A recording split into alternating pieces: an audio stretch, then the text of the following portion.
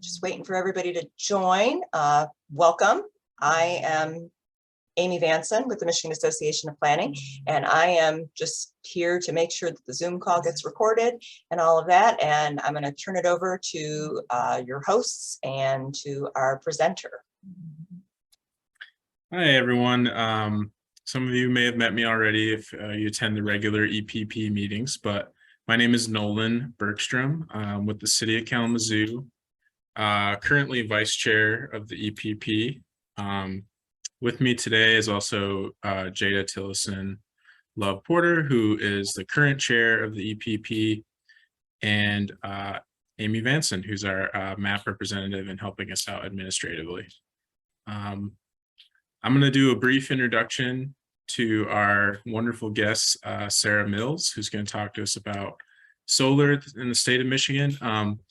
Sarah Mills is a research specialist at the University of Michigan. She has a grant from the Michigan Department of Environmental, Great Lakes, and Energy to help communities across the state consider clean energy in their land use planning, zoning, and other policy making. Sarah also holds an appointment with the Ford School of Public Policy, where she teaches and conducts research at the intersection of energy policy and land use planning, especially in rural communities. Her research has included how renewable energy development impacts rural communities positively and negatively, the disparate reactions of rural landowners to wind and solar projects, and how state and local policies facilitate or hinder renewable energy deployment. She has a PhD in urban and regional planning from the University of Michigan, a master's in engineering for sustainability development from the University of Cambridge, a bachelor's degree in mechanical engineering from Villanova University. Sarah's a native of Maybe, Michigan in Monroe County. She currently lives in Ann Arbor, where she serves as vice chair of the city's planning commission. And Dr. Mills is here today to update us all on the state's renewable energy efforts, including the newly released Michigan Healthy Climate Plan, and highlight some practical new resources on solar planning and zoning. And she happens to be a great human being. So I will turn it over to Sarah and we can get started. Oh, one more thing before we start, sorry. If you have questions during the presentation, feel free to leave those in the chat and we will get to them after the presentation is concluded. Thanks, everyone. Thank you, Nolan, for the kind introduction. Like, I aim to be a nice human being. Like that's my favorite thing of what was done. Yeah, I came back to school to study farmland preservation. That's why I did my degree in planning, and became kind of an energy person, because we're kind of at the cusp of a huge change, and a lot of it's starting in rural areas, but if you guys are in cities too, I'm sure you're seeing it. So I do have some slides. I appreciate Nolan and Jada suggesting kind of what might be useful to hear. I apologize if you participated in the trainings that we've done through MAP on solar, because some of the first couple of slides are repeats of stuff that we already talked about, kind of putting this into context. And then the second half is really, if you know about the solar guidebook, then this will be a refresher for you. My intention would be to go relatively quickly through this so that like we can talk about your perspective. So the first half is just kind of why you should be, if you don't already know about solar and just energy, like why it needs to be on your radar.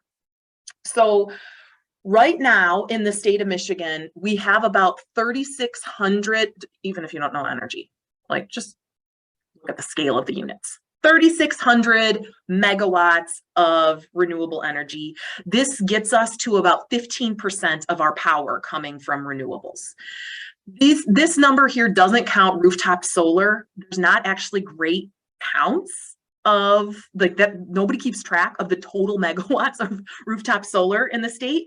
But I would say that it's adding, you know, there's additional onto this, but probably on the scale of certainly on the scale of less than 100 megawatts across the state. So most of our renewables come from these big power plants, and this is a map of where they are. You can see that, you know, it's kind of scattered and it's down around where people are. There's a whole bunch of wind though here in the thumb and in kind of the center of the state. And even though there's about equal numbers of dots on this map, most of our renewables right now are coming from wind. So of that 3,600 megawatts, 3,200 is from wind projects.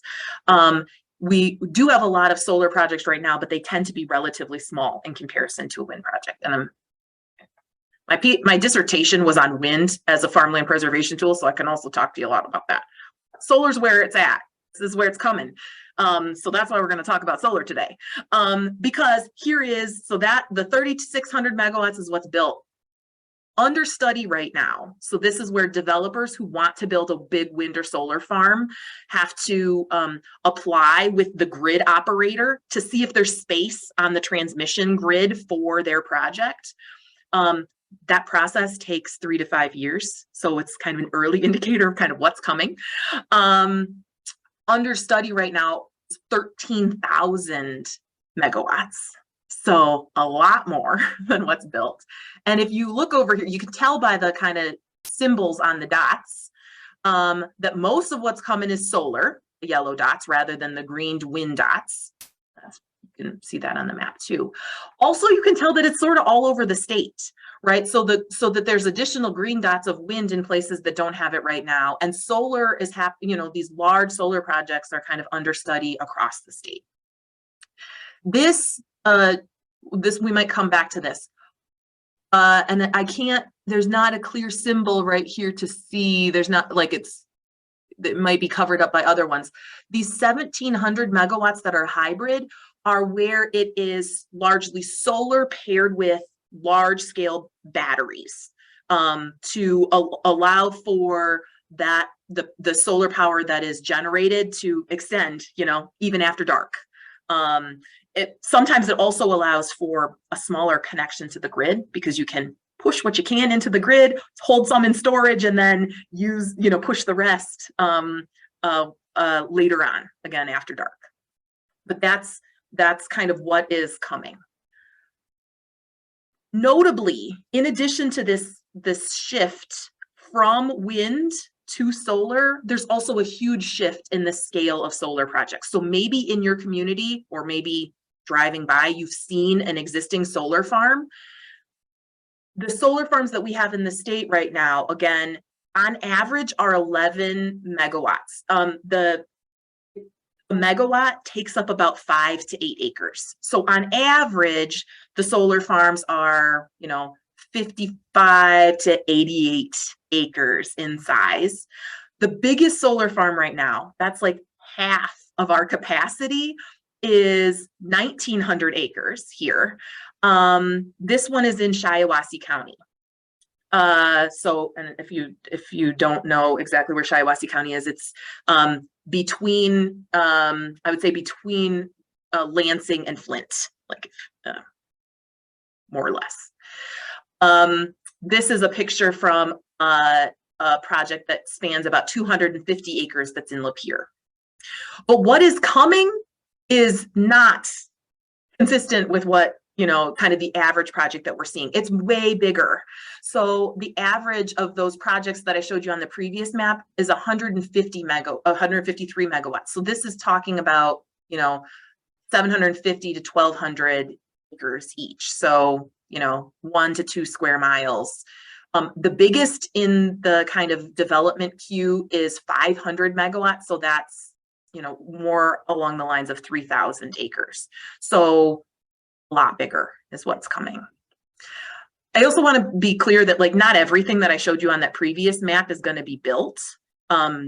Developers might determine that there's not space on the grid, or they can't afford it, or they don't get zoning permission to build that project. But lots of it will be built, in part because consumers and DTE both have big plans to decarbonize their grid. There was a story in Crane's Detroit Business a couple months ago, actually quantifying the land area that they think they're going to need, and consumers thinks that they need about 56,000 acres in solar in the by 2040. DTE's plans are calling for about 35,000 acres. So collectively, I round to 100,000 acres. And that's over the next 15 years or so. And that's not going to fully decarbonize. Like, this is based only on their economic models and forecasts saying solar in combination with natural gas are the cheapest options. We need to have more solar. That's how these numbers are arrived at. That's absent any kind of government plan or forcing them into this. It is just the cost of solar has come down. So that's where the utilities are going. The reason, another thing at play here is that and kind of where across the map you're going to see a whole lot more activity is because late last year, the Michigan Public Service Commission, which regulates the utilities in the state, asked ITC, which operates the transmission grid for much of the Lower Peninsula, to do a study to help understand where within the existing transmission grid system would be the cheapest to put on new sources of power. Like, it's ambivalent about what kind of power. Everybody's thinking renewables, but like, it doesn't make a difference. Like, just where is there space in the grid for this? And they identified, so they looked at their entire network. These like nodes are where there are big substations connecting different parts, like different transmission lines. And so they're looking at kind of what the opportunities are kind of within these nodes. And effectively what they found is that the southern region from Monroe County all the way over to South Haven, like, you could add on 5,000 megawatts. So 1.5 times the amount of renewables that we have statewide. You could add on 5,000 megawatts for a total investment, like in the grid, of $5 million, which is nothing. to add that amount of renewable or of capacity in kind of the northern portion of the state, it would cost over $1 billion. So like $5 million is nothing. In the grand scheme of things. That's also true in kind of the kind of Wayne, Washtenaw, Northern Monroe, kind of Livingston County area. Like, the grid is set up to handle this now. And so if you work in any of those areas, particularly in townships or, the rural parts of any of those areas, like, solar developers are like blanketing landowners with like, we want your land for solar. So, and it's really heated up in the last 6 to 8 months because of this study. So, but if you're anywhere here, prepare. Like, it's coming. Like, it's not a matter of like if, it is when. Like, solar is coming to your area. All of this was actually before the state's climate plan was announced. So the state's climate plan came out in April. What it's calling, there's lots and lots of things within it. I focus on the electricity space. So those are the things that I know most.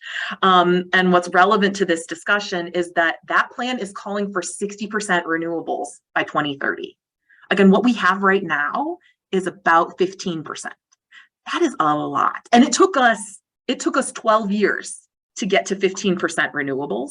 So there's a whole lot more that needs to be built in the next 8 years to achieve that goal. It is a goal. There's nothing mandating it.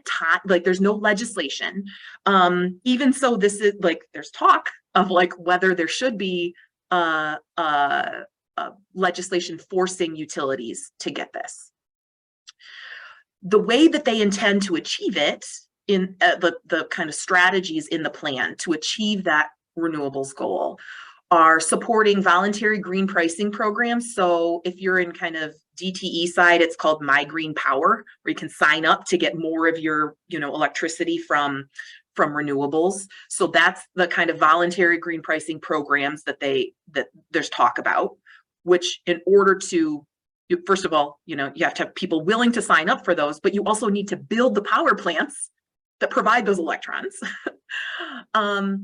The other, there's another strategy that gets more distributed generation, and this is rooftop solar, backyard ground mounted solar co-located at the site of, manufacturing facilities. So, but distributed generation are things that don't go into the big transmission lines. Instead, they go into the distribution lines, and often they serve the power needs of whatever, use there is on that property first before being sold back to the grid. In cities, like this is a key strategy in cities, and many of the cities in the state that have their own climate goals have been dismayed with utility policies that limit distributed generation. So we can talk more about that. Again, my focus tends to be on the big stuff, but I know enough to be dangerous on the small stuff too. So, but I expect that there's going to be movement, probably, legislation. In order to enact this effectively, you're going to see legislation to force the utilities to do better in allowing more customers to have rooftop solar. But particularly from a planning perspective, and why I've been really trying to rally the planners to pay attention, is because one of the key hindrances or strategy, I would say it's a strategy because it's overcoming a hindrance, that it's identified to being able to achieve the 60% renewables is siting. It's assisting energy developers and communities in adopting best practices for siting, and by siting they really mean zoning. So that's coming. This is in the on the radar in Lansing, as planning and zoning is really important for us to be able to achieve this goal. And they've actually just earlier announced kind of some action streams. And the very first one that's convening in 2 weeks is about siting and zoning. So, okay. So what I generally tell people, and I'm telling you because you're planners doing the work, is plan. Or even if you've already planned for solar or wind, replan now. So, all of my research on social acceptance is that projects, things, well, also I'm a planner. Things go better if you're planned, if you're prepared, and you're not reacting. You're proactive and you're not reactive to a project proposal. Particularly for these big projects, doing the planning up front and deciding and articulating then your community's vision within your zoning allows for time for analysis and public engagement. People have strong opinions about renewables, and you guys are planners too. That it's a change. Let's not just when we're talking about solar panels at the scale of a couple square miles, maybe it's not as visual as much of a visible change as wind turbines, where you can these 600-foot turbines you can see from miles away, may be limited to drive-by, but 2 square miles of panels, it's going to have effects, and people have pretty strong opinions about that. I don't know how many of you work in consulting firms or not in cities. And so this is most true in rural areas, but oftentimes the people on the planning commission or on the township board also are large landowners, which can cause some conflicts of interest issues. They have the land to be able to host solar panels. And so if you haven't thought about the zoning ahead of time, you may have many people on your board or planning commission that have a conflict of interest. And so it's better if you think about it before, and then they can recuse themselves when you're up for site plan, rather than recuse themselves from all of the discussion about whether or not this is a wise use of farmland, ultimately. The other reason to think about this is that, like I said, even if you already have thought about wind or solar in your community, is that there's been changes in technology. For solar, it's the scale. Again, we've gone from, projects that are maybe 5-10 acres to projects that are 1,000 acres in scale. For wind, the height has changed. So many zoning ordinances in the state were written kind of in 2008, 2010, when the state's first renewable portfolio standard was passed. Back then, wind turbines were 400, 450 feet tall. Now, they're minimum 499 feet. We have wind turbines in Isabella County that are 580 feet, and the trend in wind turbine technology is to be taller. So that makes a big difference if your setback, if you have a height limit, one, but also if your setback is pegged to the height or something like that. So, but the other reason, like I see just from kind of some of your associated, like where your Zoom names, where you're coming from, like big stuff, honestly, is most relevant outside of cities. In cities, though, you are not explicit. There's lots of opportunity. There could be for solar or for small scale solar, small scale wind, perhaps.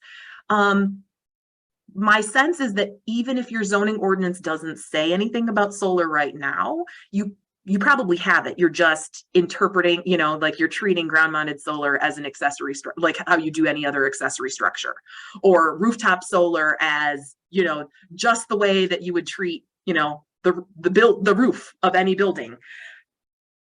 That works until somebody proposes solar in their front yard and like their neighbors don't like that, right? And so articulating now in your zoning what your rules are for solar just gives more certainty to your residents. And I can share the experience in Ann Arbor where this happened. We were silent on solar, ground mounted solar, until somebody proposed it in their front yard. You can build a building in your front yard and put solar panels on it, but you can't build solar panels in your front yard, which I don't agree with, but I'm not city council. So in terms of, I don't know what questions are in chat yet. I'm going to go very quickly through some of the like tangible resources, and then I welcome conversation about kind of where we are and what this means. So Nolan mentioned before that I have this grant from Eagle. It's effectively to help provide, to curate the resources, planning and zoning resources associated with renewables. So there's a link here that takes you to a page that looks sort of like this, and you can find the like 5 resources that I think are best for solar and for wind, either on the planning side or on the zoning side. There's also kind of a spreadsheet that if you want to know more, you can see all of the resources that we've pulled together.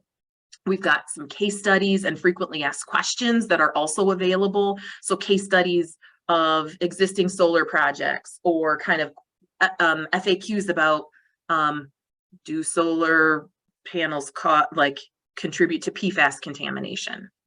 They don't, but we pulled in the toxicology expert from MSU to write a fact sheet about that, and it's in like pretty, we hope, like easy to understand language. I've written, 2 years ago now, it's getting old, but most of the information is the same. There was a special issue of Planning and Zoning News thinking about pros and cons and kind of what you should consider. It's a long piece, like I can't remember, it's most of the issue and it's a long issue. I have a whole bunch of back issues, so you don't have to pay for them, just email me and I can mail them to you if you want 1 or 10, whatever makes sense for you. And then I should have hyperlinked it here, but in April 2022, Township Focus, this was the cover story. And so it's effectively a shorter version of this old PZN article that's updated too. So there's lots of kind of explainers about thinking about renewables as a land use.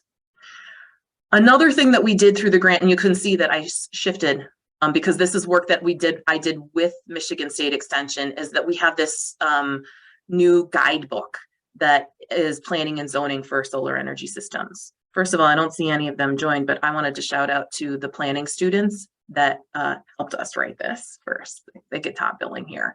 But then the next couple of slides are the others. It was mostly MSU Extension folks, Wayne BA and I, that were kind of on this, and we've been doing a lot of training associated with the guidebook. MSU did a training that was like an hour and a half long, like going through the guidebook, you get like 5 slides. So And again, I've got a whole bunch of these. You can get it online, but I also have hard copies that I'm happy to mail you if you or people in your department or planning commission, whatever, like happy to send them to you. But the overall like outline of the guidebook is kind of the background that I gave you, like what is solar, why are we seeing so much, kind of different scales and configurations of solar. It talks a little bit about planning for renewable energy. We need more on that, I'm going to acknowledge. But really, like the half of it is a sample zoning ordinance. And then there's some additional resources. In terms of the planning, one of the things that MSU Extension in particular brought to this was thinking about the, urban rural transect, and then articulating how solar fits across that transect and where we might see it. And I think that this is the acknowledgement that while wind typically is in the rural areas, solar, first of all, because it comes in different scales, it can be these large principal use solar farms, smaller solar farms that actually like are in many cities right now. Like the things on the 1 acre scale, right? They started out in more urban environments, but they're also happening in rural environments. But then you also have ground mounted accessory structures, either ground mounted or, rooftop accessory solar that's possible kind of across the transect. And so it makes it challenging to think about how you've got to think about all of these different scales and then all of these different environments, which is among the reasons that we don't have a model ordinance for the state. Instead, there is a fill in the blank, like where, to thinking about articulating it for your particular place. Another of the things that in terms of the planning context that the solar guidebook talks about is the opportunity for co-location and kind of dual use. So this is thought about a lot from the agriculture perspective, because that's, and I'm happy, we don't have enough time to talk about solar and ag, like, because I could talk about that all day. But what are the opportunities for those to work together? But also, like, how might you think about encouraging solar carports, right? Like we've seen at MSU's campus, and many cities have kind of, associated with EV parking, right, in a small part of like a public parking lot. And what are the opportunities or challenges, like if you want to put solar on brownfields, like how do you translate that? So that's one of the things that we have some language on, both thinking about a planning context, but then cognizant of as we're doing the sample ordinance. And then again, in the zoning sample section, we've started with, here are the scales of solar, and then within different generic kind of zoning districts, where solar at these different scales might be appropriate just as a permitted use, or as a special land use, or someplace where you want site plan review, but it's kind of administratively approved. I just pulled out a couple of the slides from this training so you can see that, like, we are not prescriptive on what the right height limit should be. It is a fill in the blank with some suggestions. So if you haven't checked it out, like, do not expect that like this is the place where you're going to go to say like this is the setback that we should have. Like, no, we give you some guidance on like how you might peg it to other setbacks in your place. That is, also true with accessory ground mounted. I pulled in too many slides. We talk a little bit about the solar guidebook is predicated on the idea that principal use solar farms that are small and maybe non-controversial, like because they are just of a scale that is in keeping with the area, ought to have different level of scrutiny than the large principal use solar farms. And so thinking about drawing that line, we've got a little bit of guidance in there about how to draw that line. And then one of the big differences, or one of the big contributions I think that the guidebook includes is thinking, for example, about ground cover, what you require for those small systems. This one is at Western Michigan's campus, and what you would require for a large, 1,000-acre solar farm might be different. What the guidebook actually forces developers to do is to be really intentional on those largest systems, to plant conservation cover, forage, pollinator habitat, or do agrivoltaics. So that's growing crops underneath solar panels. I mentioned this earlier, like some of you may have done a training because MSU and MAP did webinars and kind of in-person trainings, mostly on the solar guidebook. In June, we did a bus tour. I don't know that I see any names that I recognize from that. Right now in July and August, we've been doing, Amy Hansen and I have been on the Zoom every 2 weeks, or twice a week. Every Tuesday and Thursday, we've got a 2-hour like nuts and bolts workshops, like really diving into the nitty gritties associated with solar so that you can bring your zoning ordinance and we can try to break it. Not enough people bring their zoning ordinance, PS, but that's the intention of this. And I put all of this here to let you know what we've been trying to do. Like, we need more planners that are working in this space, because it's coming. Like, so if you don't know about it, first of all, it's not your fault if you don't know about solar, because it's not taught in our curricula, at least not at U of M. And it sounds like at MSU, like, you know, talking to Wayne there too, like you know, it's not like you have a semester long class on renewables. So I'm working on that. Actually, I'm happy to answer any of your questions, but I would love to hear from you, like, what I should work on next. So I'm going to start at the bottom of the list, like university curricula. Do you think this makes sense? Like, should we be doing another bus tour or training series? Like, if you didn't participate, like, is this something that would be useful to you?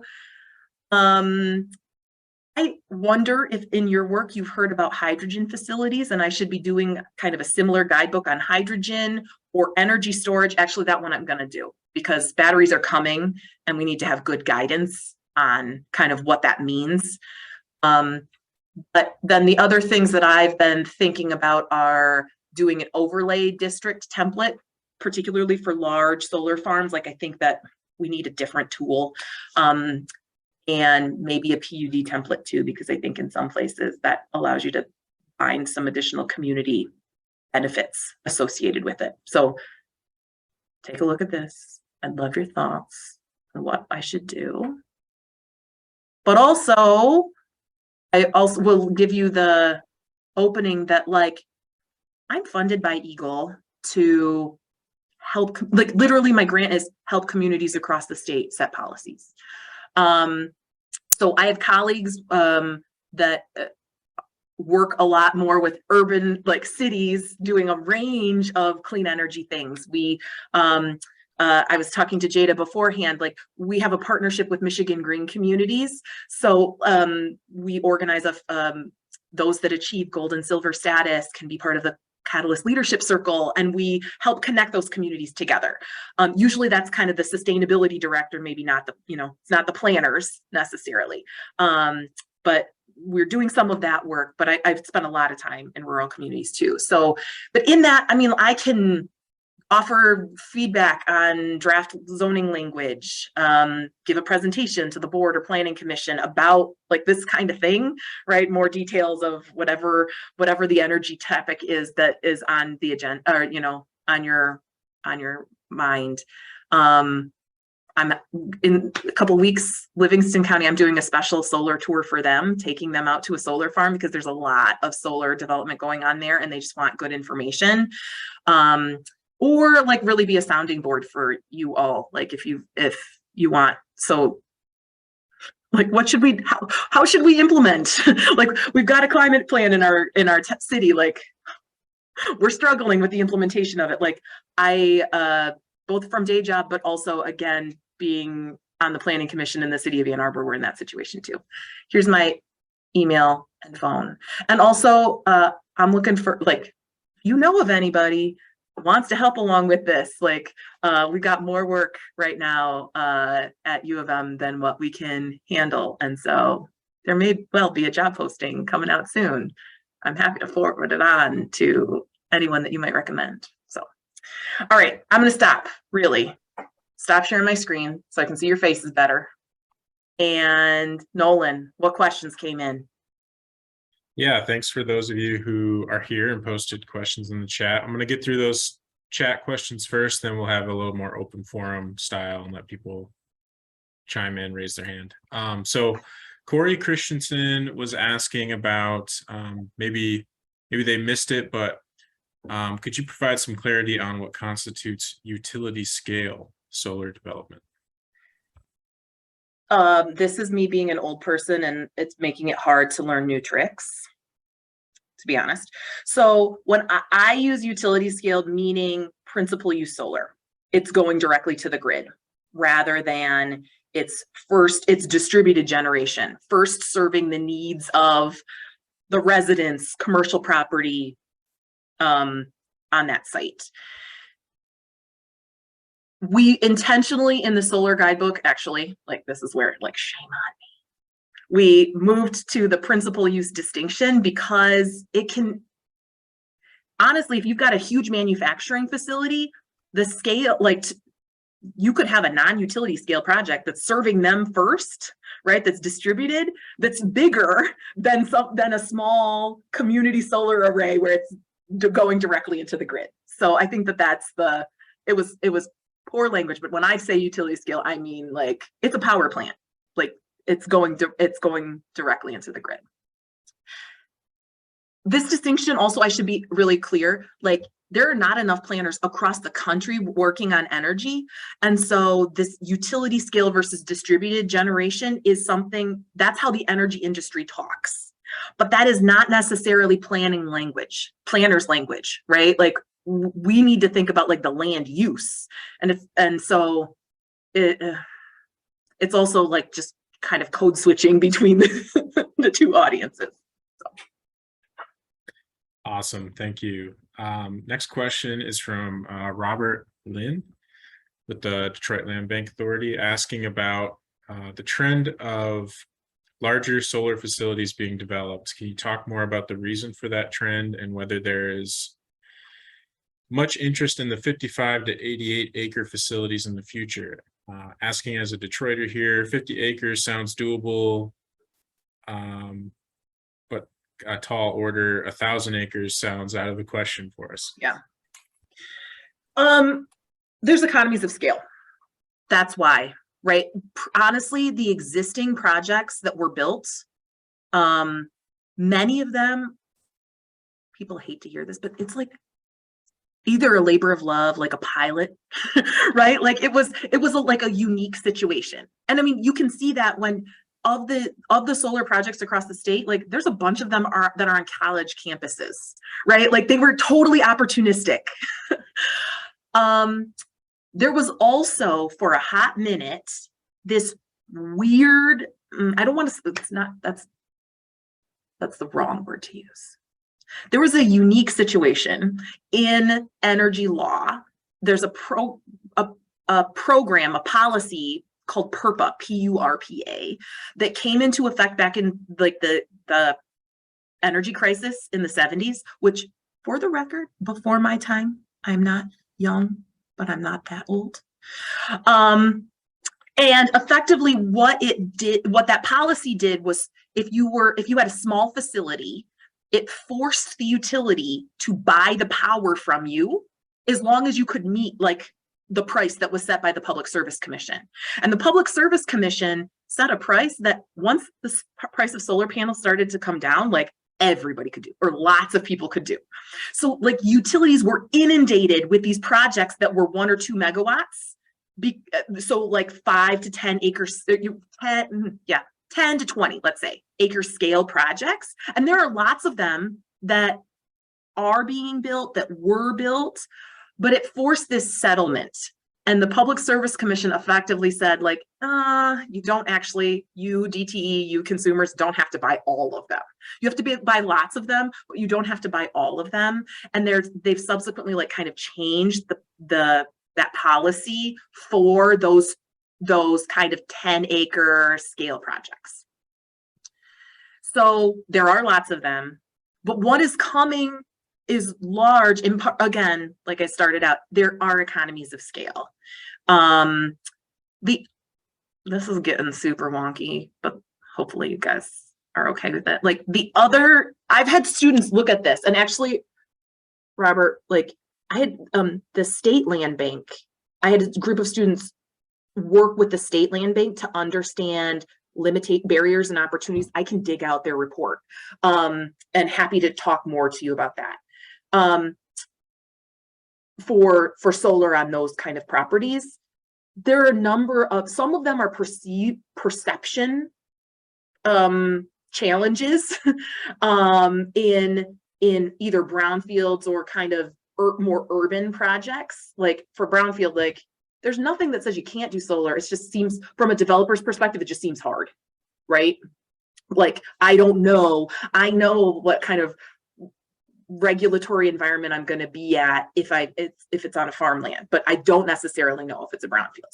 So it just, and legitimately some that are in brownfield plans, like you can't, solar developers want to like put the post directly into the ground, right? Sometimes you can't do that in a brownfield. Like you have to do ballasted systems. Same with landfills. Like you can't tap into the ground. So you have like heavy blocks that you have to put the solar panels on, and that's more expensive. And so like so there's that. There's also like I'm a farmland preservation person. Everything's cheaper on farmland. Like that's why we have farmland preservation policies, right? Like build a subdivision on farmland, like land's cheap, it's already cleared. The same is true for solar development. Like the taxes are cheap, like the millage rates, right? In townships are cheaper than in a city. And solar projects pay taxes. There's a new law or a new bill in the legislature right now. I think that they're going to have a hearing in a couple of weeks that would change the property tax policy for solar projects to allow for communities to opt into something that's not tied to the millage rate, but that's like a flat fee, which actually will put urban and rural solar on much more even par. Like, I think that this is really good, particularly for urban solar. But that's not the case right now. So long answer, sorry, I do that. But hopefully that like, maybe it spurred more questions too. And again, like email me and I'll try to multitask and dig out the student project too. Awesome, thanks. So a little bit of a twofold question from Rowan Brady, asking about how do you approach conversations of large-scale solar development in rural communities that are worried about, one, loss of cropland, and two, loss of jobs or economic activity around the agricultural sector? Similarly, how do you balance farmland preservation goals with large agricultural landowners who are offered large amounts of money for their land by solar developers? Oh, let us talk, Rowan. This is my thing, right? Like I do farmland preservation. So like I have a research project right now underway to try to understand whether solar, which brings with it those like the tax dollars, but also leasing dollars, how that compares to the loss in agricultural productivity. Because it's not just like, I mean, we think a lot like, okay, you're going to be growing less corn and soybeans, but it's also like you're going to be selling fewer tractors and you're going to be processing less grain. And so so it's not just like one farm. There's community-wide agricultural impacts of this, and I care about that. So, Amy Vanson, I think I have an email from you. We talked about this in one of those deep dive sessions the other day, like, I don't know, 45 minutes of like Sarah's slides on this thing, because I think too much about this. And I'll see if I can, if it's going to be YouTubed, get you in on that, Rowan. I say we don't 100% know those impacts right now. This is a new land use. I'm working on the research.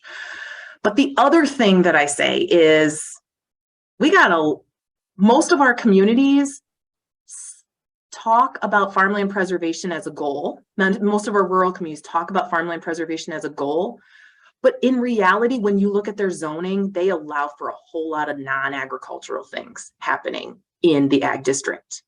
And so this is in the solar guidebook, and this is like my huge MO. Like I don't know that solar is the wisest use for farmland. I would much rather see it on brownfields and rooftops. I'm going to be 100% honest. But I also don't think it's fair to pick on solar if you allow golf courses and subdivisions on ag land. So yeah. And then I would say, we're talking about solar, but maybe wind doesn't look so bad. It doesn't take up so much land. It has economic activity. You can farm right up to the base of the turbines. Like, so anyway, but also we're talking right now about like farm economic impacts and like, can farmers make a living? But a lot of people also, when they talk about agricultural preservation, it's non-farmers who are all into it, and it's really to preserve a view. And so like, that's different, and there can be conflict. And honestly, I think the conflict that we see in most rural communities around wind and solar is the conflict between those two different groups about what they think the rural land is for. Because both wind and solar are really an economic opportunity for those places, but it's really about like production, and it's for the landowners. It's largely like about, for farmers compared to, and so their non-farming neighbors tend to be less excited about that change in the landscape. Awesome.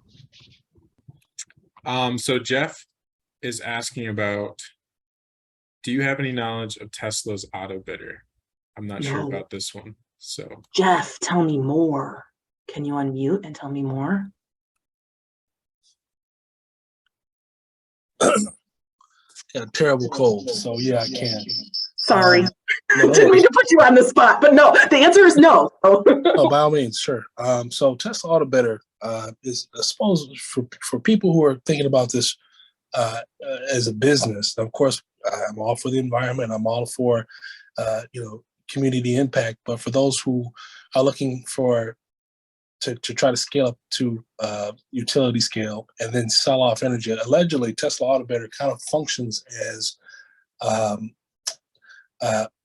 way for you to sell off units and across the globe. So it's not necessarily local, so you don't impact people in your local community. But for instance, if there's a power shortage in India, or for instance, what happened in Australia with the wildfires, you're able to basically trade your units or trade your stored energy, of course, battery storage, as a commodity. Yeah. And of course, I know I've heard murmurs of it way back in 3 years ago, but I just wanted to know, I'm somewhat of a novice. I'm definitely trying to learn as much as I can, but also I'm thinking about, okay, how can I use this so I can develop passive income for my family for general? Because I do have a substantial amount of farmland out in McLean, and of course I'm thinking about, okay, well, how do I turn this into something where I can retire early? I mean, solar is a way to retire early. So I just want to go back for just a minute, especially if you've got farmland. Like, there's actually a big solar project proposed in my home township. So I know land there rents for about $125 an acre if you're going to rent it out to a farmer. Solar developer there is willing to pay $1,000 to $1,100. So a year. I mean, and honestly, going back to the thing too about like, is this good or bad for the economy? Like, that's a lot of money. Like, it's hard to say no to. Many solar developers are actually, because that's a lot of money for them, like, and this is a 25-year, 30-year, maybe even longer investment. Many of them are offering to buy the land outright, which I think makes financial sense for them. But back to like I make everybody mad. Like, I think that's terrible for local economy. Like, and that's one of the things that my study is showing is like solar developers actually are owning in the solar farms kind of across the Midwest right now, 40% of the land is owned by solar developers. I think that's problematic. Like, because it's a one-time payment and then they're not reinvesting, like, rather than the lease payments, which are reinvested. And largely those solar developer owners are out of state. I just think that's, anyway, the ag economist who's running those numbers will tell me that I'm wrong. So Jeff, farmland, that's the way to go. I hadn't exactly heard of this, but particularly for people that are in cities, like there's I focus a lot on the big utility scale things, but recognize too, like on the smaller distributed generation scale, like we know utilities don't like it. They make money by by building infrastructure. And so if you put solar panels on your roof, like they're not making as much money from that. So like that's among the reasons that there's this fight over like how much they would be buying your power back. I mean, there's multiple reasons for it, but that's one of the things. One of the models that is starting in other states that may make its way here is actually where the utility builds a power plant on roofs across a neighborhood.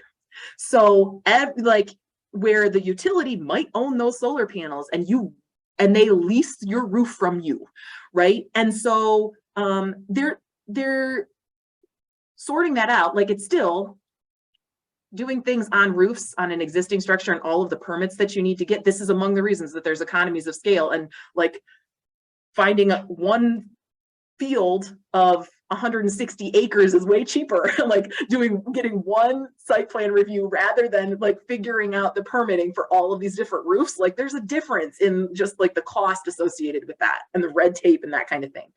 But this idea of stringing together multiple people's houses to operate as a power plant is coming in the future. I don't know that it changes, honestly, from a land use perspective, like whether the person who has that property owns those solar panels on their roof or whether those solar panels are owned by somebody else. I don't think it actually, as a planner, I don't see how that changes how I feel about it, but it may be another opportunity and maybe where utilities are more likely to allow for this in more urban environments. So that's not totally what you were asking, but maybe there's a nugget in there, or like what your question made me think of that. So, but now I'm going to totally go Google Tesla auto bidder and see what I've missed. There's not a whole lot of information available. And, okay. You know, I just wanted to know if you've heard anything about it. And then I would personally I'm going to be emailing you, Sarah. So hopefully we can talk shop a little bit later, because I have some ideas and I'd like to run them by you, especially since I'm very much at the point of inception when it comes to all of this stuff. So excuse my voice, and I'll give back the rest of my time. No problem. Awesome. Thanks, Jeff. Thanks, Sarah. So in interest of time, maybe one more question from the crowd, if not a chat question, but if anybody who didn't put a question in the chat would like to ask a question, feel free. Also, tell me what I should be working on. It doesn't have to be a question. You can tell me like, this is the thing that we really need, because there's only so many hours in the day and want to do the things that are most useful to planners. Sarah, when I'm working in a new community, especially rural communities, and they want to discuss solar, often I struggle with like, okay, what do I need to ask the community about solar? I can ask on a scale of 1 to 10, do you support? What are your main concerns? But I don't feel like that gives me a whole lot of helpful information when it comes to crafting language and policy. What do you think are those critical questions that need to be asked to community members when, introducing the concept of solar?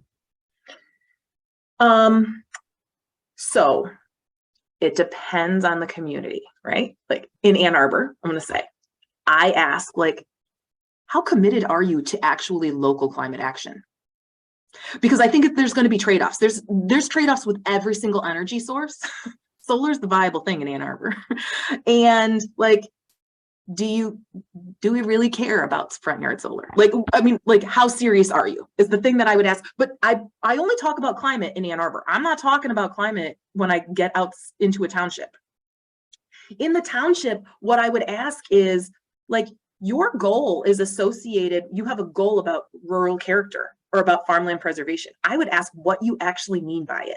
And this is where like, there's like at least 5 different things that people mean. And I really think that you need to push people on that, because I think that helps you as a planner say, this land use helps you achieve that goal or threatens that goal. Like, and I think that that's not moving directly to zoning, but instead thinking about like, what are your community goals? I think is really important. and how solar would link on those is different. There's a slide, and I'm also saying it out loud so I remember to send it to you. In some of the training that I've done with MSU Extension, we have kind of each of the energy sources at different scales, like solar, small scale, solar, large scale, wind, small scale, wind, large scale, and common community goals, and how it, you know, which ones they support, where there's synergy and where there's conflict. Tree preservation, like even rooftop solar and tree preservation goals do not always mesh, right? Like it's hard, like, and I think that that's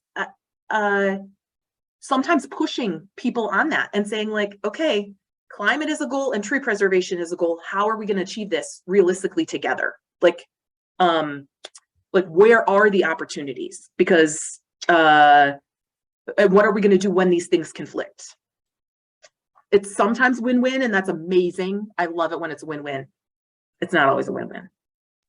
Thank you. Yeah. All right. So, Sarah, thank you very much for presenting and fielding all these questions. Thanks everybody for attending. You know, this is our hope with EPP, is to have some of these guest speakers, professional development, and really get people involved in some, I won't say hot topic issues, but as Sarah mentioned, this is going to be the future of not just our state, but the country as well. And keeping informed of what's happening in our state is super important.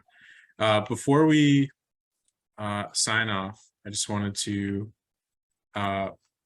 share some posts with you about some careers, so you can check out the chat for that. Matt regularly posts different positions if you're interested. Sarah, any parting words before we sign off? I want to be cognizant of everyone's time. So I muted myself for just a minute. Parting words, contact me, seriously. And I also wanted to just point you to, I don't know, up in the chat, I linked to the fact sheets that Eagle has that include some case studies to Robert's question about, these are existing solar farms in Michigan that are small scale. And Robert, please email me too, so that I can follow up with that report that my students did. But keep doing this, you guys. This is super important. Like, I don't know where you work. I think if you're in the public space, it's a thankless job. Us planning commissioners really appreciate what you're doing. I mean, it's a thankless job either way. Keep on doing it. So thanks for having me. Thank you, Sarah. Thanks, everyone. Thanks, Amy and Wendy, for helping us organize this. Jada, thanks for helping organize this. And we will see you all at the next EPP session.